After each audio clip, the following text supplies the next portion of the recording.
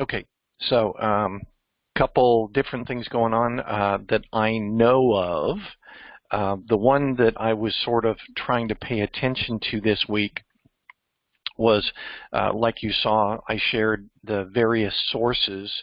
I'm taking a cybersecurity class over on LinkedIn Learning, and those were some of the recommendations that they made, and I thought that was pretty helpful, so I brought that out. Then I keep trying to take a look at, again, we're not doing this for training. A lot of people may think that, oh, well, if I sit and watch you, I'm going to become a cybersecurity specialist, but that's not the case. We're here to talk about mindset. We're here to try and help keep people energized and enthusiastic toward the cybersecurity field in general, and then help guide them for things like applications or what to expect when they apply for a federal job, those sorts of things. Not really the stuff that's covered in a Security Plus study guide. So I keep wanting to go back into Security Plus and look at little tidbits that we can pull out that will help but are not officially training, because again, we don't have the, we're not formatted for that. So I think one of the things that I'm going to do next week is social engineering. I'm going to talk about social engineering and why it's such a big deal and how so many people fall for it, honestly. I was listening to a TV show, TV news broadcast, and they were talking about how there are what are called big box scammers, and they said that the latest one that's going on is an Amazon big box scam. There are a bunch of them going on. I know because I get 5 or 6 a day on my cell phone. The big one that I have seen and heard multiple times each day is a recorded voice comes on and says, "Hi, we're from Amazon, and we note some unusual activity on your account. Press 1 to talk to somebody," or whatever. And then another one is where they say, somebody from your account just purchased an, I think it was iPhone 12 Plus or iPhone 13 Plus, and we're about to bill $1,099 to your account. If this is not you, please press 1, or something like that. What they're trying to do is to get you to talk to them so that they can help you. Oh, no, that's not me. And I heard something like for the Amazon scam, the Federal Trade Commission, I think it was, said that they've already captured over $60 million in complaints from customers who have been scammed by this. Somebody calls and says, "Hi, I'm from Amazon." The first thing you think of is, yeah, I use Amazon. This makes sense. And the problem is it's not from Amazon. It's sort of like, I don't know, let's think way back to young kids. What do? You forge your driver's license. You can get into a bar or a club or something and say, okay, well, I'm not really 17. I'm 21. Yeah, see, you fake credentials. You fake understanding to say, yeah, I'm from Amazon or whatever, and people will believe you because people tend to want to believe in human nature. It's just a product of what we do. And those who consistently don't believe, you're considered to be a cranky old coot. So from a social engineering standpoint, I'll talk about this a fair bit next week. But social engineering, remember that you are dealing with criminals. You are dealing with people who are interested in doing whatever it takes to get your either your money or your access. So be prepared to deal with people who are not what they say they are. Do you have any experience from that sort of thing, Chris? Experience, not to talk about over the video. Oh. I've had a past. not bad, not clear and deny worthy, but long story short, my friends peer pressured me to get into a gifted and talented class. I'll go ahead and share because it's not that bad. And my mom and dad were flat out going, no, don't do that. You're staying in your course load and all that. Well, I had to go ahead and forge my mother's signature to get into the GT class without my mom's knowledge. And didn't do so hot that quarter. And my parents go, wait a minute. I thought he had this schedule. How do you get into GT? And then the administrator shows my mother the form, and my mother looks with at her signature on it. My mother took one look and just straight deadpan, not mine. Yep. I got a long punishment for that. Punishment by a harsh term, consequence. But it's the social engineering aspect. It's a big thing and probably should be very public. And if we're ever be cybersecurity practitioners, we need to inform the public that they're out there. And I'm sure I've had family and friends who've fallen for that trick, and got to really teach the public that they're out there, that they can do that. Right. And just because they call and say they're from Amazon, they're not from Amazon. The one big trick that everybody falls for, and then I'll include a family member that I married into, and we'll keep the name nameless. It's not my wife, but one of her family members. I'm sure she's fallen for the Microsoft tech support trick. Someone from Microsoft will call you and say, there's something wrong with your computer. We want to check it out. And sure enough, boom, they remote into your computer, they're in, and they get to see everything. Right. I've heard of that as well. Good morning, Douglas. Good morning. Morning, Sensei. We're talking about social engineering, just as a topic for us to discuss this morning. But the challenge with social engineering is you want to trust people. And these people are not to be trusted. They are trying to do something. Their objective is not to help you, even if they say they're here to help you. Back way, 100, 200 years ago, remember what these people were called? You remember? Con men.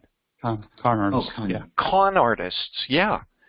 And what that stands for is confidence. They are trying to get you to trust them. So they pull what's called a con artist scam of some sort.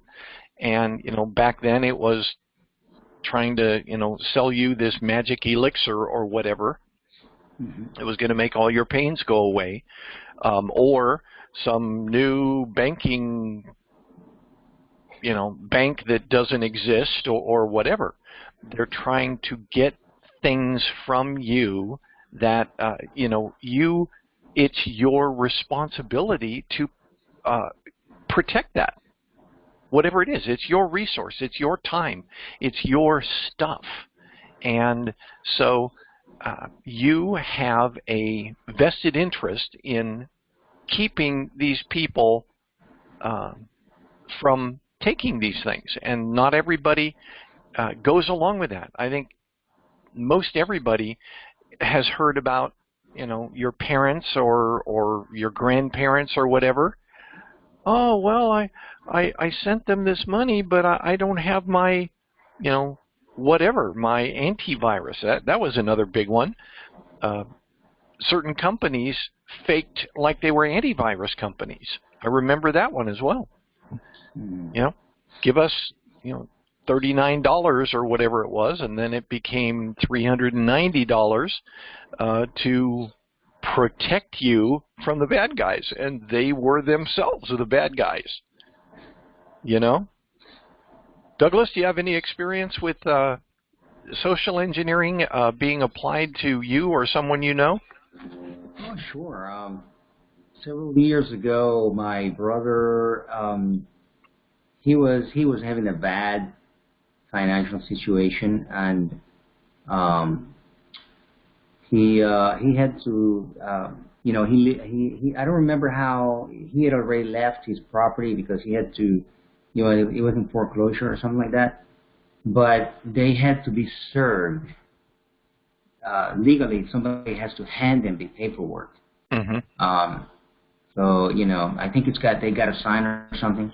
But they were looking for him and they couldn't find him. They didn't know where he lived.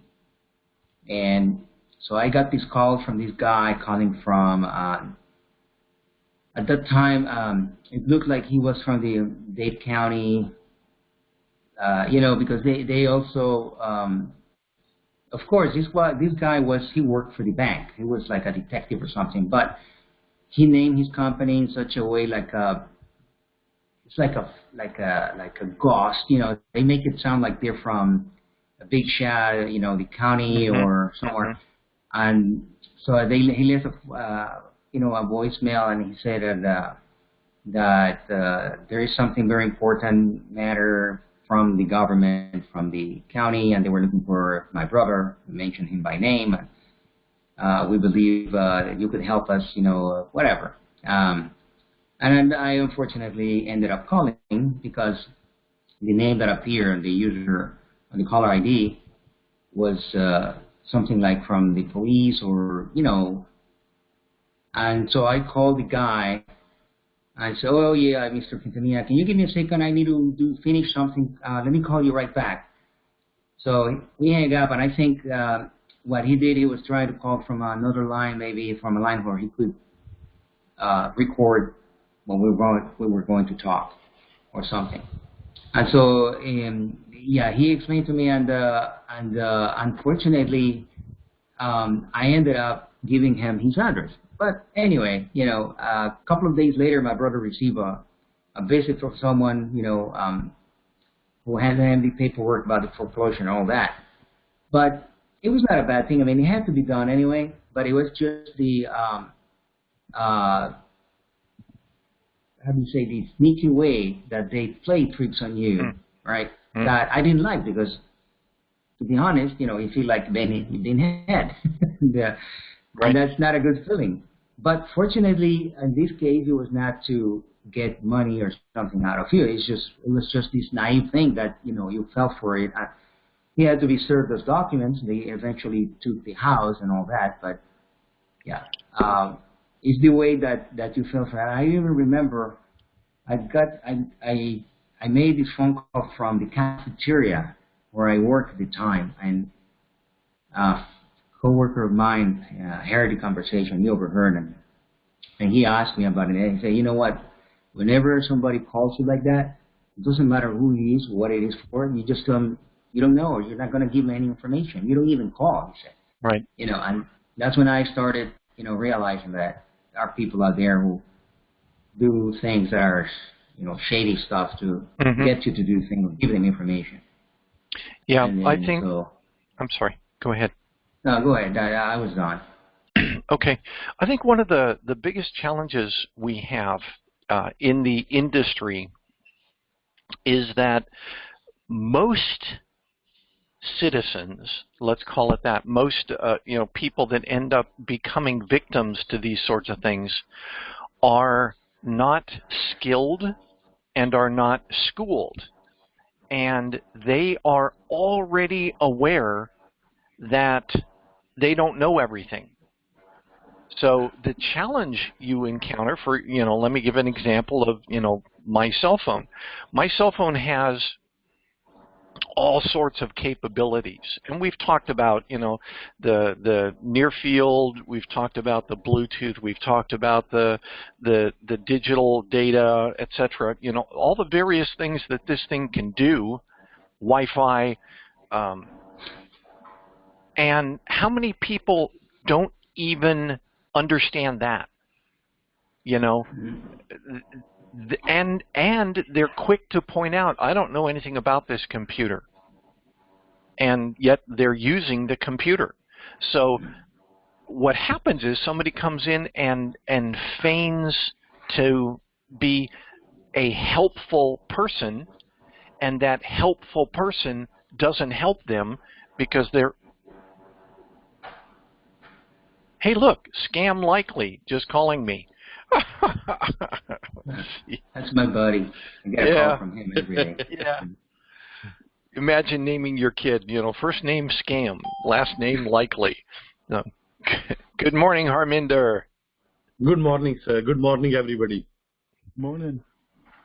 Hey, we're just talking about social engineering and, having some fun with that. At the same time you came on, Scam Likely just called me. So, we were talking about some of the latest things that are going on, and I'll sort of repeat it, but I heard that something like $67 million worth of Amazon scams have been reported to the FTC. And just so you know, about the average loss for people due to these social engineering scams, somebody calls you and says they're from Amazon, and they're about to charge an iPhone 3 or your iPod Airs to your account. They do this. The typical take for the people who've reported it is about $1,000.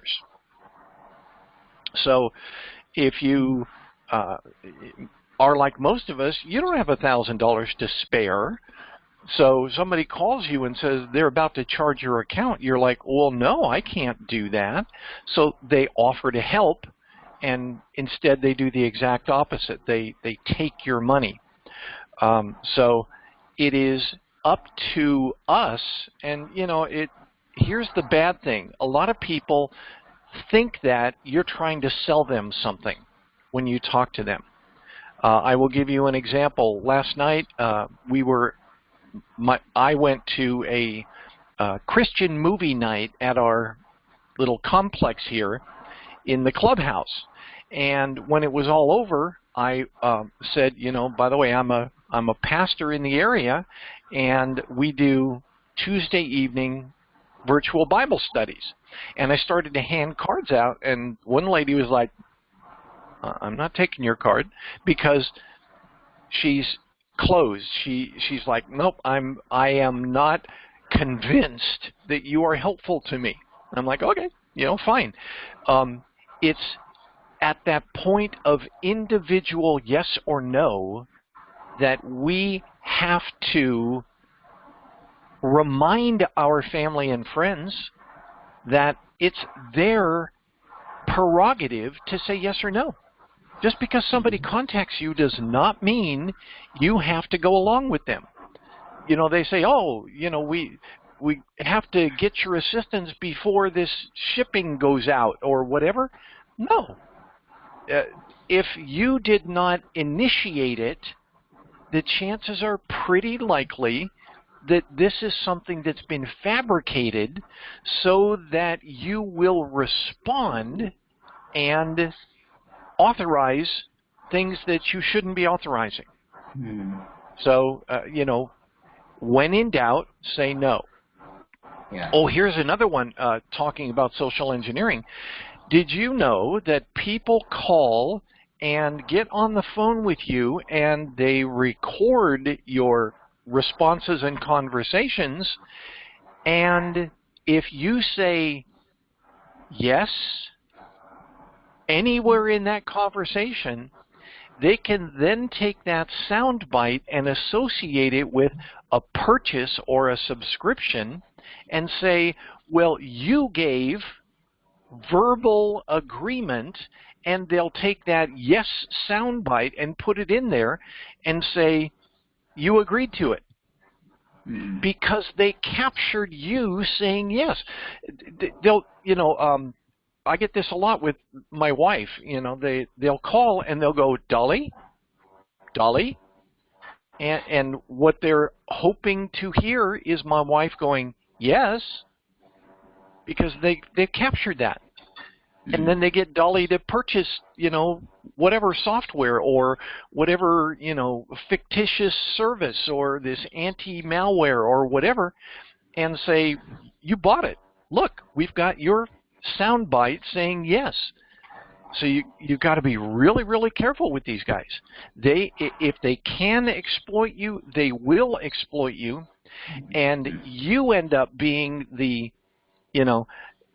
annoying voice when you go to parties or family reunions or whatever to say, guys, just, this is the latest thing going around. Don't fall for it. I feel it's my responsibility to help those people protect themselves because I know that they can fall for it. People are by nature gullible. They want to believe people. And there are people out there that will lie, cheat, and steal to get your money. Yeah. Yes, Doug. I'm talking about Amazon. Not long ago, probably about a year or so, I normally don't complain of things. I don't put, stuff online. I don't have that. I should. I say, oh man, this happened to me. I'm going to complain. But I just don't do it. Maybe I should do it. But I purchased something online, and it's one of the very few things I think that I talked about, how the thing just expired or stopped working as soon as the 30-day guarantee was over. And so, I made a comment, and that was it. So I received an email saying, from someone, and the thing is that these guys are very good at making it sound like so legit and so convincing. And it said that, I am the CEO or the manufacturer of that, and I'm really sorry to hear about your complaint. But we're trying to make up. We're a small company. We're really growing, and we want your business. So we're going to give you a $10, $10 gift card from Amazon. Gift card. Mm-hmm. Click on the link. Click here to get your. And it would automatically be, and as soon as I read that, it was like, wow. But it was so convincing. And then I realized at that moment that it was, might be some scam. And I about a couple of days later, I received another email, but this time from a different guy claiming the same thing. So it's like they invent something and they have several different versions of the same trick. Yep. And that right there convinced me that it was totally fabricated. Although I knew from the first day, but just seeing that other email, from a different person, claiming to be the same person, that was the most obvious given. Right. And you don't know which one is authentic, if any of them. Yeah, and the other one that was from right there at work. I was at work and somebody called me, and they said, hey, we're calling you from Google. Because we've seen somebody trying to attempt to log into your account 10 times with a password that has failed. So we're calling you to secure it. Yep. And at that moment, I was like, but I knew that this was a trick. So I told the guy, well, you know what? Right now I can't. I'm at work and I'm having problems with my computer. But that was not true, right? Of course. And he said, "Oh, I can help you with that." And he started like in the background, kind of like laughing, like, "Oh, I got this guy." I said, "Oh, I'm sorry, but you know Here what? we go. I'm going to a meeting right now, but I got Google's phone, so I'm going to call you back." And Google's phone's not online anymore. If you look for it, I don't know. Yep. Good luck finding it. Yep. But I mean, that was my. I said, "Oh, I can call you back." No, I got your number. Don't worry. And I hang up. Yeah, that's what I normally tell them now. I got their number. Mm-hmm. Yeah. If you want to have fun out there learning, I mean, let's say, it's entertaining. There are people that have recorded YouTube videos. Like a guy does TEDx appearances where he said, I talked to a scammer, and here's what he said. And I actually got to a point where I was scamming the scammers, and it's kind of entertaining because of what these people try and do. You're right, Douglas. They'll contact you, and they will either try and get your credentials.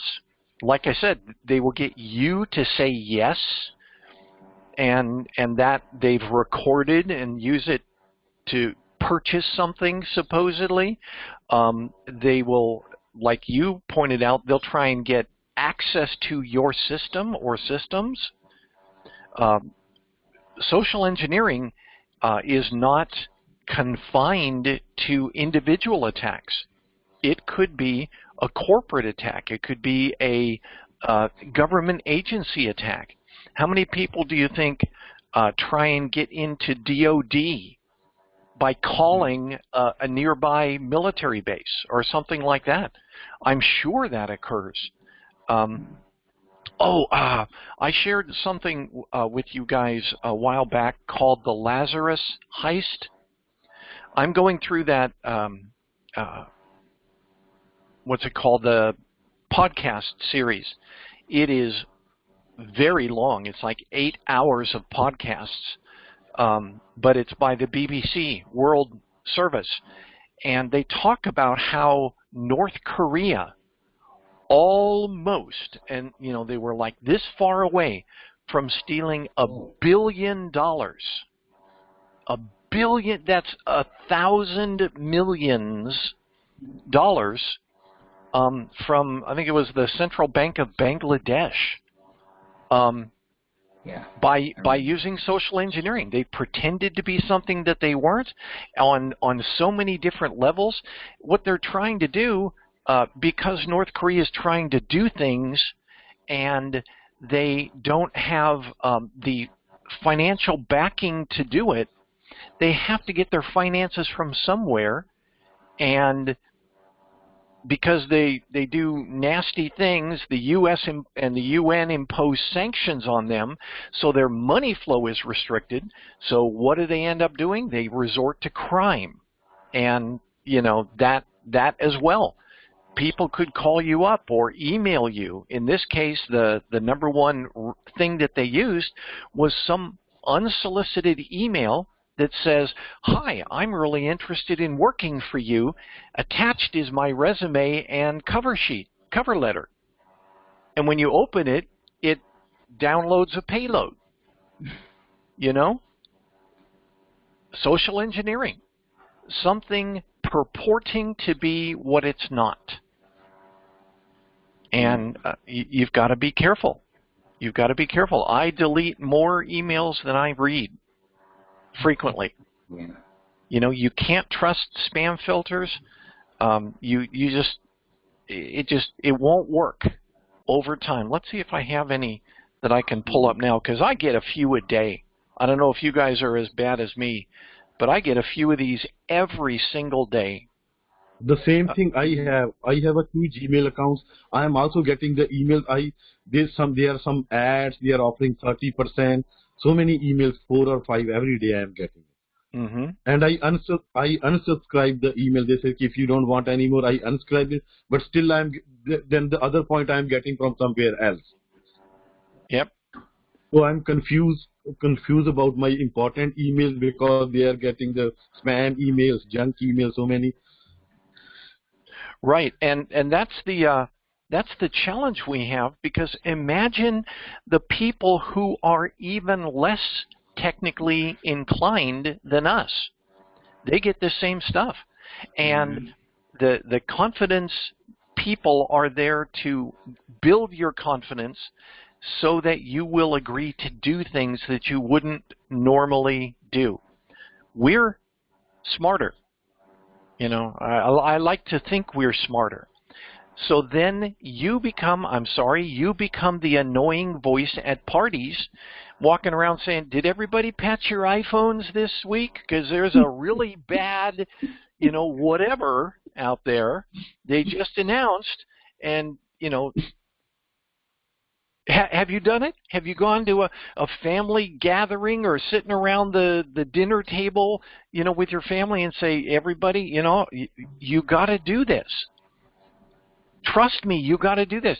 Don't trust somebody on the other end of the phone, but trust me, you got to patch your phone or whatever. You got to patch your computers. The Microsoft print server issue, and I brought this up a couple times. The Microsoft print vulnerability. Do you know how long it had been out there? We talked about this in a previous session. How long has that vulnerability been out there? Does everybody remember? I think it was about 2 years at the time. Over 14 years. Wow. Right. So it's there, and you just don't know about it until somebody discovers it. Multiple different versions of Windows, too. Right. Through multiple versions. And persisted. So, you know, I'm sorry to say I would prefer to be that warning voice at a party or a club or a gathering or whatever to say, and you guys have caught me doing this on the channel, you've caught me doing this on the Facebook page, you know, patch. Apply this patch now. The reason is I don't want any of us to get caught by that unawares. And the way I do it with you is I say you're here as part of this group. You are trying to be smarter. You are trying to be more informed. And therefore, it would be even worse for you to be compromised because you should know better, you know? So anyway, just, yeah, Doug. Yeah, no, Scotty, I think I read that about the Lazarus Heist. And I think if it's the same thing we're talking about, I think it was a lucky shot. It wasn't discovered by, I think it happened, what happens was that it was a long weekend or something like that. The last email that would have authorized the release of funds from New York, from the stock exchange in New York, and they were sent on a Friday. I think it's the same, right? And then because I think Monday was like a holiday, then on Tuesday morning, the guy who worked at the New York bank and, you know, the stock exchange that had to give the final authorization, and gave him time to read the email, and he started thinking. But it was not something, I mean, it almost go through. Yep. I think it's the same. That is the one. And it was multinational, and the main, it had been planned for, they believe, several years. But the thing that basically kicked it off, does anybody remember? What started this whole thing in play? Well, number one, it was that North Korea was having so many sanctions put against it. They needed money. They needed capital. So what they did was they literally printed what are called super dollars. You remember that one? $100 bills that were so close to being authentic that even professionals and banks could not tell the difference. American $100 bills that weren't made in America. And North Korea did this. They printed, you know, millions of them. And one of the in this podcast, this woman has been a correspondent with the BBC in North Korea at Pyongyang, and she said that she was constantly talked to by these North Korean politicians or people from the embassy or whatever, and they kept trying to say, oh, here, I've got $100 bill, can you, make change or whatever, because they were trying to get these $100 bills into circulation in America, but they weren't real $100 bills. But you couldn't tell the difference. Mm-hmm. And she said she daily had somebody trying to give her a $100 bill in exchange for this or this or this. And after a while, she just said, I stopped accepting American $100 bills. In Pyongyang, North Korea, they had this bunch of bills that they were trying to get rid of, that they were trying to get into circulation so they could get money. They were literally trying to launder money. So that was one thing that caused it, was the super dollars hit knowledge. People became aware of them. But the second thing was the movie, The Interview from Sony Pictures. Do you remember that one? Mm-hmm. In 2013, 2014, 2015, whenever it was a movie that Seth Rogen came up with, supposedly a comedy about the assassination of a sitting head of state. The Interview was about two correspondents that ended up getting an interview with the North Korean president and ended up killing him. And it was like way too close to home. And of course, it was in the name of entertainment, and we're allowed to put what we want to, and, if people don't want to watch it, they won't watch it. Well, when that movie premiered, there were death threats made against anybody who went to the theaters. Most theaters opted not to even premiere this because it was so controversial. Well, what happened around that same time is Sony Pictures got hacked. And that's what started this whole chain of events into play, where people started to, hey, I can't run like the lady, the correspondent said, for a whole week she was in South Korea and she couldn't scan her credit card. She couldn't scan it because South Korea was attacked, Sony Pictures was attacked, the U.S. in general was being attacked by North Korea, North Korean state actors, or North Korean sponsored, let's say. The Lazarus Group, and that's why it's called the Lazarus Heist, the Lazarus Group is known to be backed by the North Korean government. So that's the whole chain of events. And again, it is a fascinating podcast because it reads like a spy novel, but it's 100% true. So anyway, one other thing I wanted to bring up, and you guys are going to love this. One other thing I wanted to bring up was because I have been using a rental car. Our car was in a fender bender, and so we got a rental, and the bad news is it took 2 months for them to get the parts back. Why? Because of the global parts shortage. 2 months to get parts back just to put our car back together from a fender bender. When we got the car back, we got our key fob back.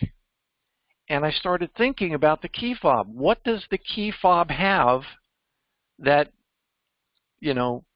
could be hacked? And it is a near field identifier.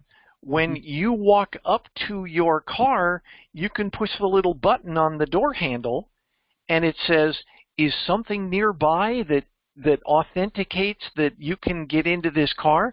Yes, this thing, not only does it generate codes to unlock the door or the rear hatch or whatever, but it has a near field ID that is keyed to your car that says if I'm within 3 feet of the car, you can unlock the doors.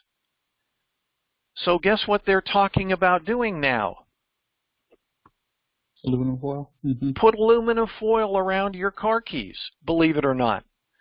And they're saying, why? Because somebody can, and they demonstrated it, somebody can walk up next to you with these little, I think it's called a hack ID, and get your near field thing, because this is constantly transmitting.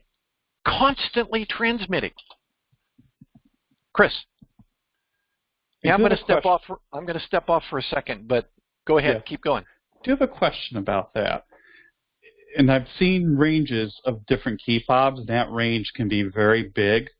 But depending on the type, either an RFID or near-field communication, I know, like, for example, your card chips.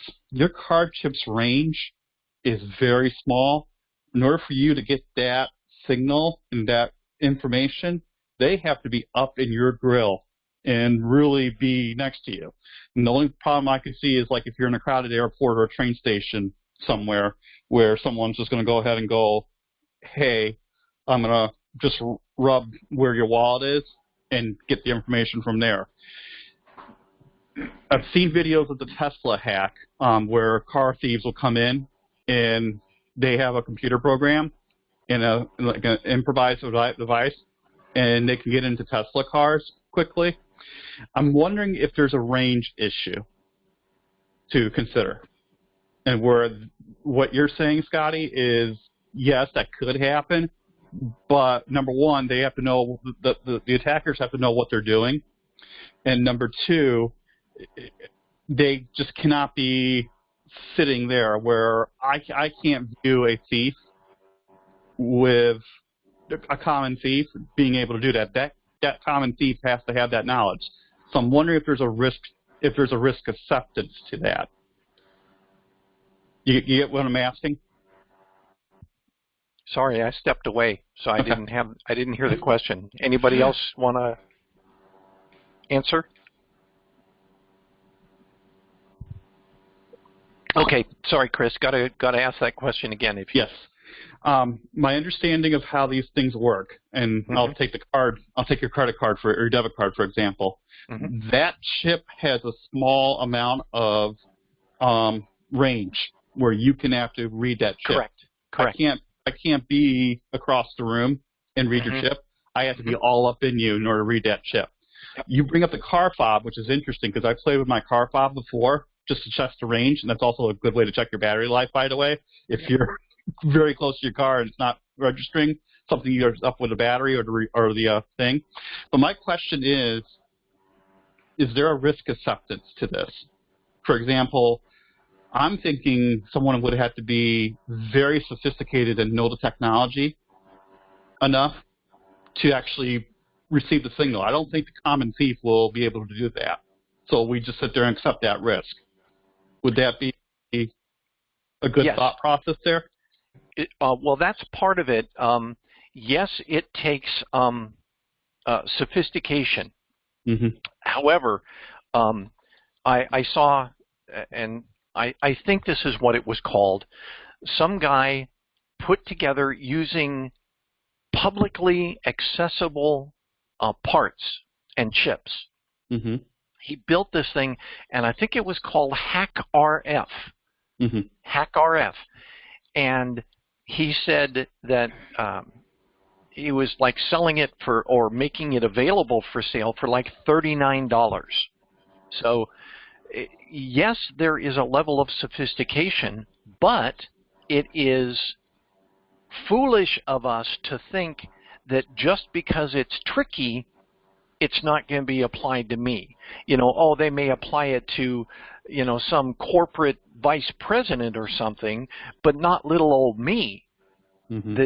So the challenge you run into is, how do you make sure, number one, that you're not a victim, but number two, the people around you aren't victims.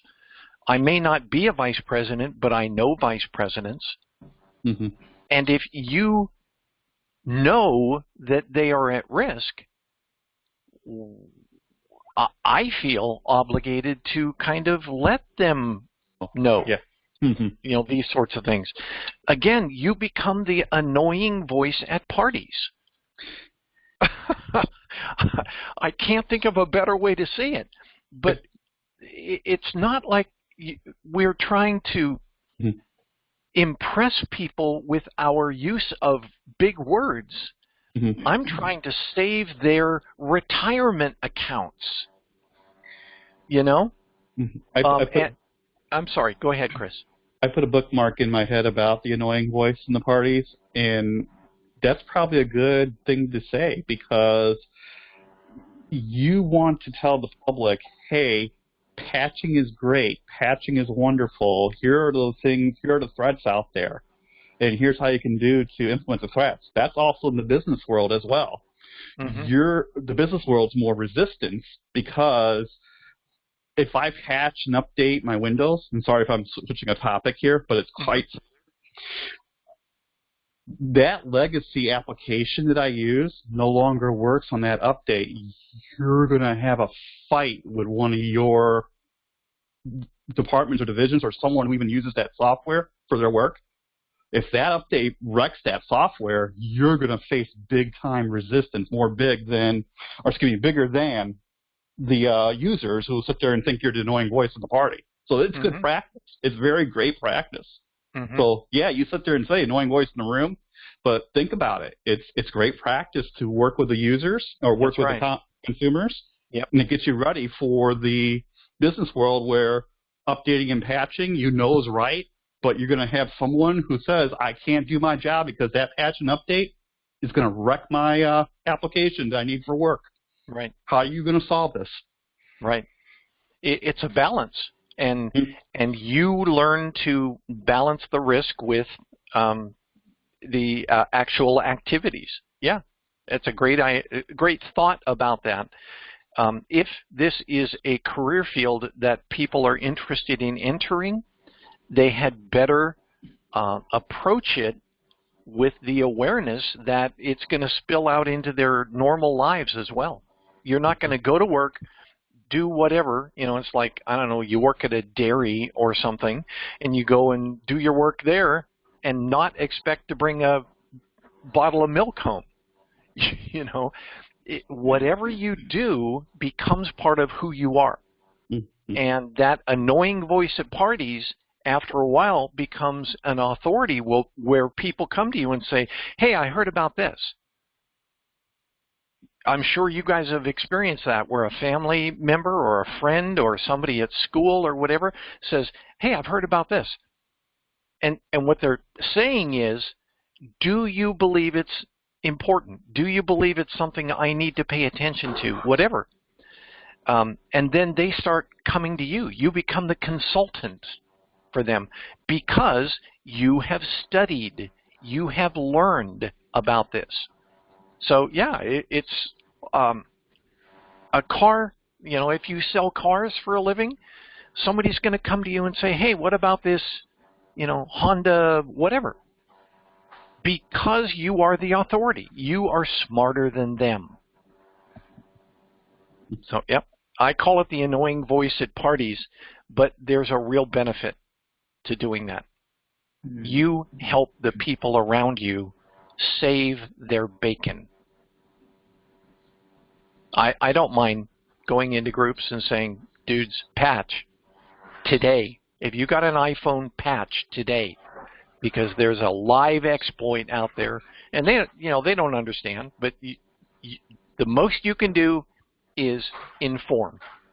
You cannot make people do things. Well, let me rephrase that.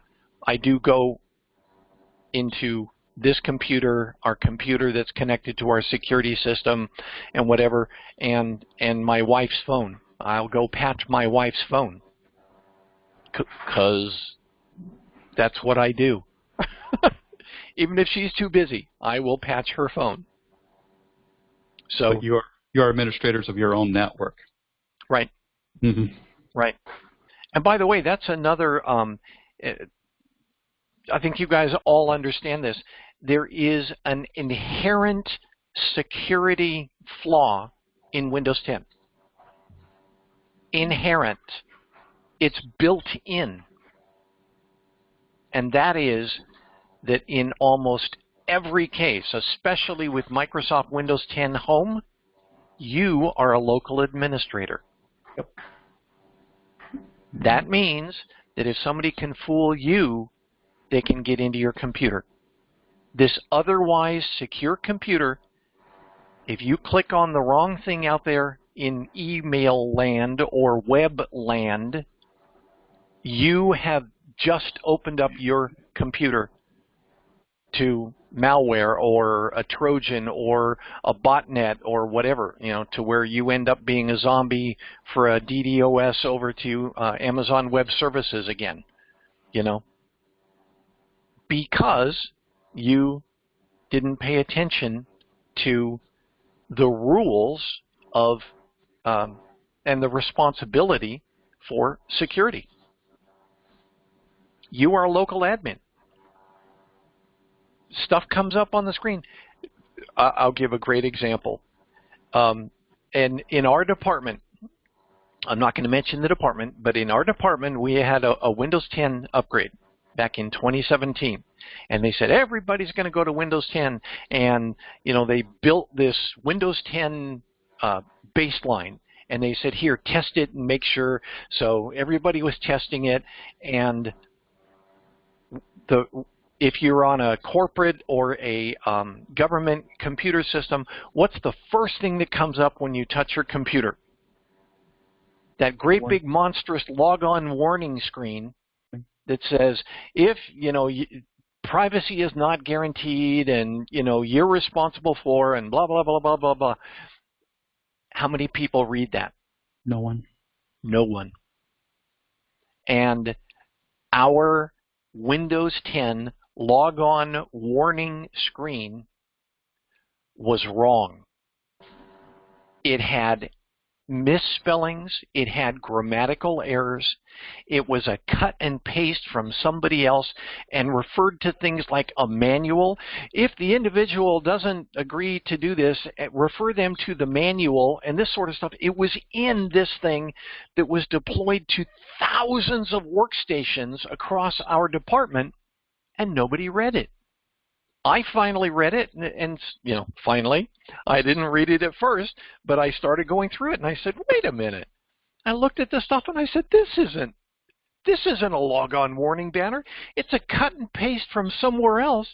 Looks like this Frankenstein monster of a notification, and it doesn't do a doggone thing, and it's wrong. So I went through my group, and I'm in IT. At the time, I was the program manager for the enterprise service desk. And I said, dudes, this is not right. This is not right. And finally, I convinced someone, it's not my role, I'm service desk, but I convinced someone, I said, we need to change this because it is not a valid log-on warning banner. For those who put it together, it's not right. And they said, oh, yeah, we got it from security. And I went around to everybody in security and said, did you give this to them? No. Did you give this to them? No. Did you give this to them? No. And I went back and I said, security didn't give this to you. Oh, yes, they did. Oh, no, they didn't. Oh, yes, they did. Oh, no, they didn't. And finally, they put in a change request. They put in a change request for the default log-on warning banner because they had just deployed it to the secretary of our the United States cabinet level post and his office, and it was wrong. They deployed it, and guess what the change request said? Scotty Ward says we should change this. I'm like, dudes, somebody other than me, please read this banner, because it's now deployed on like 10,000 workstations, and it has errors in it. It has misspellings in it.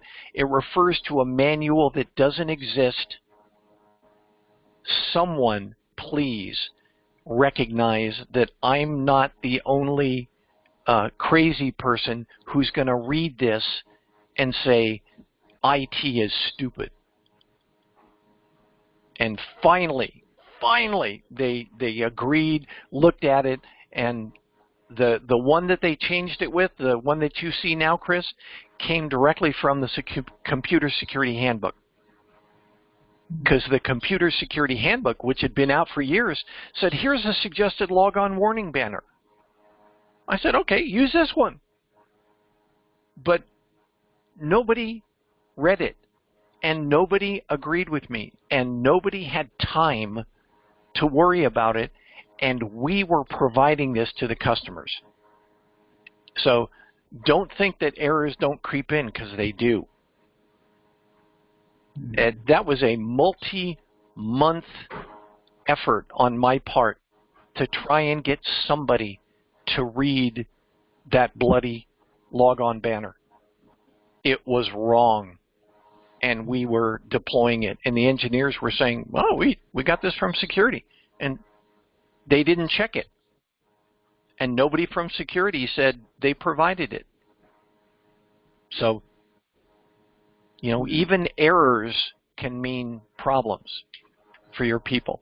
That wouldn't have stood in a test in court. What does a logon warning banner say? Read it to me out loud, would you please? Oh, you know, because you're reading this gobbledygook that it's not a logon warning banner. It was sort of similar to a logon warning banner, but it had all sorts of errors and omissions, and, you know, it wasn't legal. It wouldn't have been legal, and yet it's required. And supposedly everyone's required to click on I understand and I agree. So, yeah, Douglas. But is there a name for that human behavior?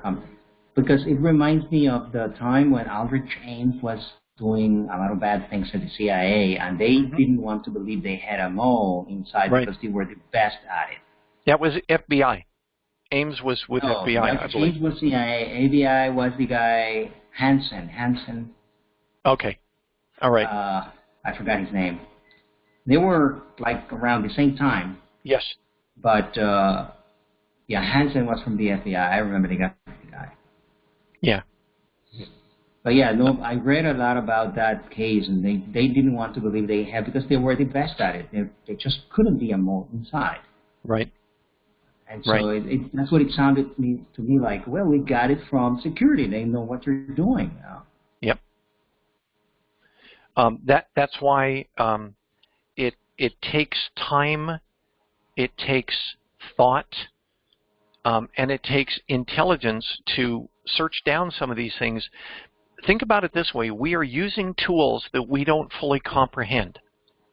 The utility of the tool, like your Windows 10 computer, is tremendous, but its vulnerabilities or capabilities, you only know to the extent that you need to know. And a lot of people, parents, grandparents, you know, school kids, they know if I click this, the screen goes blue, or I get CNN or whatever. All they care about is the utility of it. And they think that no one would give me a flawed product. But that's just not the case.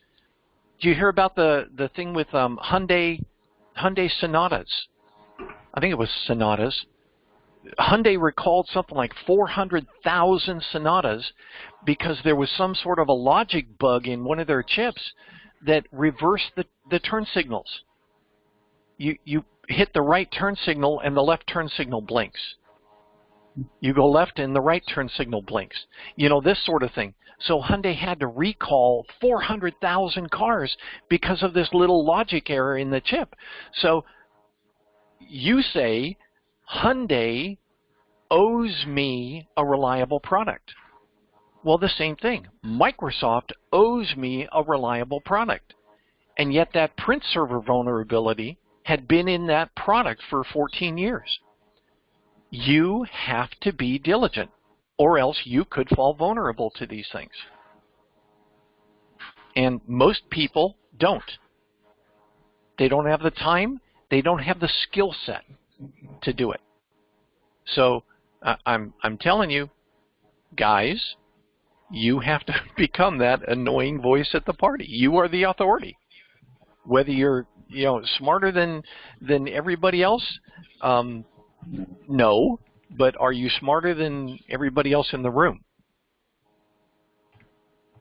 I feel a moral obligation to notify people of stuff because I know that it could cause them harm.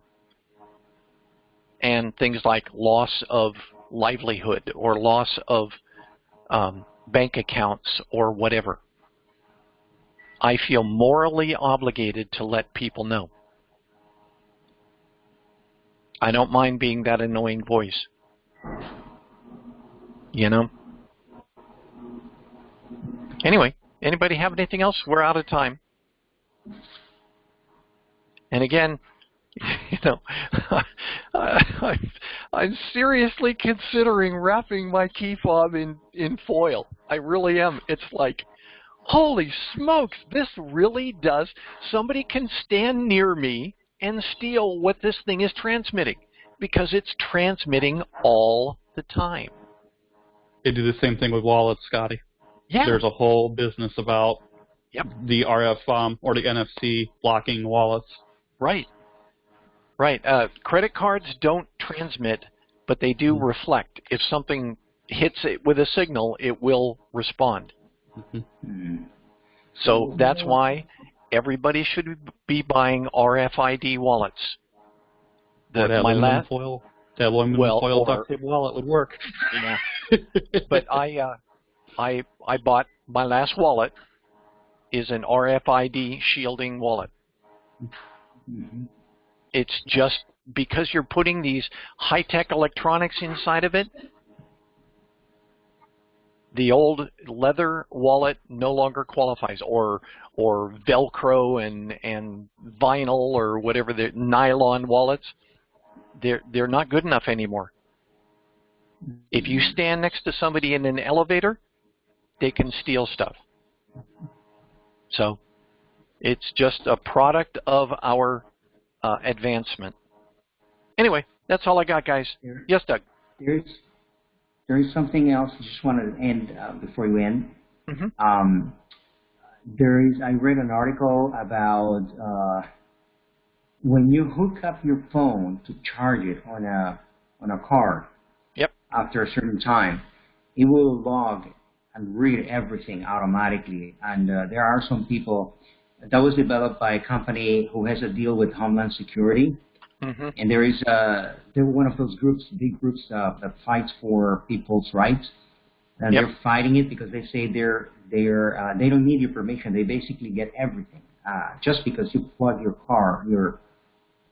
phone to your car. It gets everything and it gets transmitted immediately. And so I don't know how many of you are aware of that, but that's something that technology is out there and it's still being used. Right. So forget about your privacy if you charge a phone in your car. Yep. Maybe that's a topic to bring up in an upcoming week. Perhaps do some research. Anyway, all right, guys. Yeah, that would be helpful. Thanks, guys.